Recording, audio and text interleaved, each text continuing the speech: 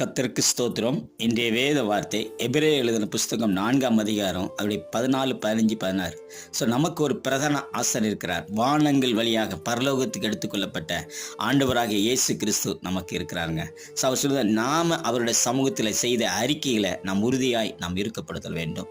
ஏன்னா நம்முடைய வாழ்க்கையில் நடைபெறுகிற நம்ம வாழ்க்கையில் வருகிற பிரச்சனைகள், கஷ்டம் எல்லாமே, ப்ராப்ளம், வியாதி எல்லாவற்றிலிருந்தும் கண்டுகொள்ளாத ஒரு தேவன் அல்ல. அவர் நம்மளோடு பயணிக்கிற, நம்மளை விசுவாரிக்கிற ஒரு தெய்வமாய் இருக்கிறார்.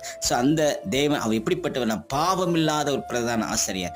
அவருடைய சமூகத்தில் நாம் எப்பொழுதும் நெருங்கி பழகக்கூடிய, எப்பொழுதும் அந்த கிருபாதான சண்டையில் நாம் போவதற்கு அவர் நமக்கு உரிமையை நமக்கு பெற்றுக் கொடுத்திருக்கிறார். நாம் அவருடைய சமூகத்தில் நாம் இந்த நாளில் நம்ம கற்றுக்கொள்ளக்கூடிய என்னென்னா, நம்முடைய வாழ்க்கையில் ஒரு நல்ல ஒரு பிரதான ஆசிரியர் நமக்கு இருக்கிறார். நமக்காக பரிந்து பேசக்கூடிய ஒரு பிரதான ஆசிரியர். God bless you. Thank you.